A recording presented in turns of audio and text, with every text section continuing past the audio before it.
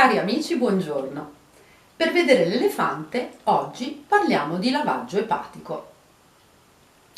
La pratica del lavaggio epatico è una pratica di pulizia profonda messa a punto dal dottor Andreas Moritz. E non parlerò in questa occasione di come si esegue il lavaggio epatico, perché per questo si possono trovare tutte le istruzioni sul libro del dottor Moritz e anche in rete ci sono moltissime testimonianze e metto i link in descrizione per chi volesse saperne di più. E invece in questo breve video voglio parlare di alcuni aspetti pratici che sono tipici del lavaggio epatico e anche di alcuni aspetti sottili che però hanno grande importanza. E quindi cominciamo dagli aspetti pratici. Allora, primo aspetto pratico, numero 1. Il lavaggio epatico è una pratica che è molto profonda e molto efficace e come igienista io non la consiglio a tutti perché ritengo che i metodi naturali siano preferibili e per metodi naturali intendo il digiuno.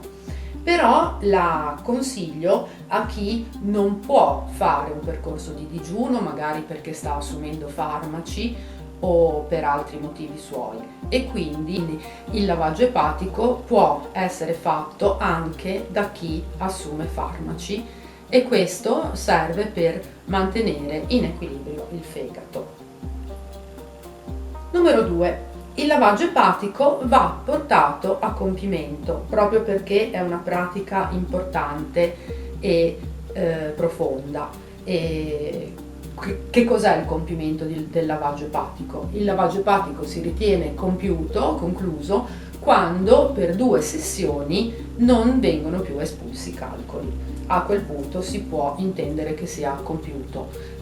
So che molta gente pratica il lavaggio epatico un po' a macchia di leopardo, cioè una volta sì e poi magari un mese no, poi ne fa di nuovo un altro, poi per 2 mesi no, poi 2 mesi sì, poi no. Ecco, questo è deleterio perché quando si vanno a smuovere i depositi profondi all'interno del fegato è bene continuare a farlo affinché vengano portati tutti quanti fuori.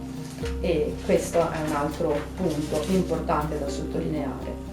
Terzo punto molto importante, non è tutto rose e fiori.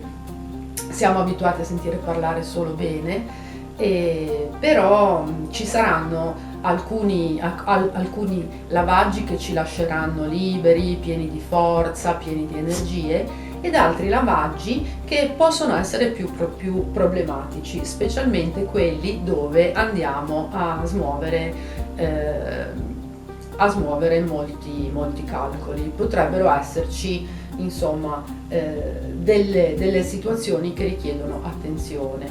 Non è tutto rose e fiori, è una pratica indolore, non dà grossi problemi se seguita alla lettera, però è importante sapere che non sarà solo così una pratica come un'altra. È una cosa importante, possono esserci anche momenti no, e questi momenti è importante rispettarli. Quarto punto, è importantissimo l'uso del clistere. Il clistere, enteroclisma, ci serve per eliminare tutti quei calcoli che sono usciti dal fegato ma non hanno ancora trovato, diciamo, la strada per l'uscita, e quindi attraverso appunto il clistere, il lavaggio dell'intestino, questo viene consigliato anche nel testo del dottor Moritz, però ho proprio sperimentato personalmente su me stessa e su tutte le persone che ho visto, che ho seguito durante il loro lavaggio epatico. È molto importante anche specialmente quando alla fine di un lavaggio epatico non ci si sente ancora a posto, e qui mi ricollego al non è tutto rose e fiori, per far sì che anche gli ultimi residui vengano eliminati è molto importante eseguire un clistere di pulizia. Quinto punto, è importante dedicarsi completamente alla pratica e prendersi tutto il tempo necessario. Perché il nostro organismo risponde con i suoi tempi e i suoi tempi a volte, anzi molto spesso, non si incastrano con i nostri impegni. Quindi se per il giorno del lavaggio epatico abbiamo un impegno nel pomeriggio, rimandiamo l'impegno o cambiamo giorno, perché le due cose non si sposano.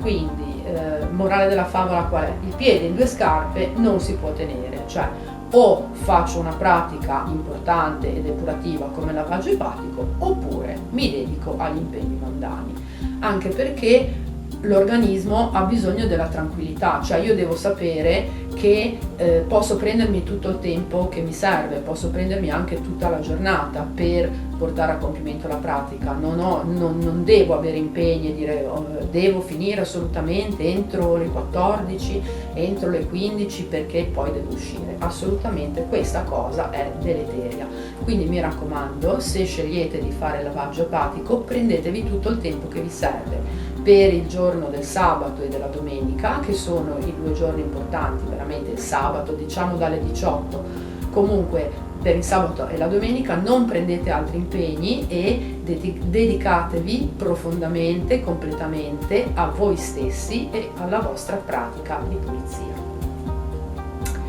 Parlando invece degli aspetti sottili, ci sono due punti che mi preme sottolineare.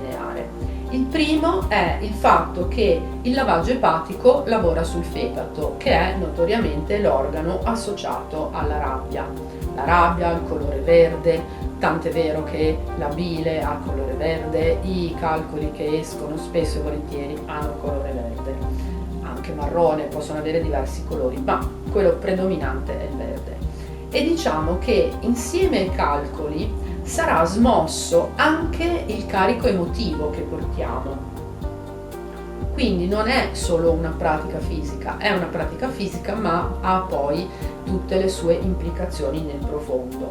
Per cui è molto importante saperlo, è molto importante essere preparati, è molto importante aiutare questo processo proprio con la consapevolezza che stiamo andando a modificare profondamente l'organismo e insieme a questa modificazione ci sarà una modificazione delle nostre sensazioni. Potranno per esempio tornare alla mente pensieri ed emozioni che noi magari credevamo di aver risolto o di aver dimenticato, perché una cosa importante è che il corpo non dimentica e quindi il buttarsi le cose alle spalle, pensare che siano dimenticate è proprio una pia illusione. Ogni cosa va risolta, altrimenti nel corpo rimane scritta anche con la soluzione, però con la soluzione viene trasformata, è molto importante. E l'ultimo aspetto, l'aspetto sottile, è l'aspetto dell'equilibrio, nel senso che la vita, come sappiamo, è un'alternanza di equilibrio e disequilibrio, di vuoto e di pieno, di bianco e di nero, di giorno e di notte, luce e buio. E per esempio, così come quando noi camminiamo rompiamo l'equilibrio di un passo per ritrovarlo poi nel passo successivo, nello stesso modo facciamo qui. Noi andiamo a rompere, tra virgolette, l'equilibrio squilibrato che si è creato nel fegato, cioè il fegato ha immagazzinato tutto quello che non riesce a trasformare nei calcoli, lo ha protetto formandogli intorno uno strato e noi andiamo a rompere questo equilibrio spingendo il fegato ad espellere questi calcoli. Che cosa succede? Succede che rompendo un equilibrio dovremmo trovarne uno nuovo e questo avviene sia appunto dal punto di vista fisico e quindi il trovare un nuovo equilibrio significa fare un passo verso la guarigione, comunque verso il cambiamento e anche dal punto di vista sottile. Il cambiamento è radicale, è fondamentale ed è alla base della guarigione. Non c'è guarigione se non c'è cambiamento. Bene, io ho sottolineato questi punti che sono molto importanti, per cui se vuoi accostarti alla pratica del lavaggio epatico e hai bisogno di supporto, di assistenza, se sono specialmente per le prime volte, se vuoi essere sicuro di quello che fai, se vuoi avere un parere su quello che succede, vedere se le tue reazioni sono normali o nella norma, insomma hai bisogno di sostegno, ti lascio i link in descrizione perché effettuiamo proprio un servizio per seguire coloro che vogliono accostarsi al lavaggio epatico e non sanno bene come iniziare. E quindi il fegato ha un ruolo fondamentale, importantissimo per l'organismo. Prenditi cura del tuo fegato. Questa è la pillola igienista per vedere l'elefante, la rubrica di cultura alternativa. E un abbraccio da Isa. A presto. Ciao.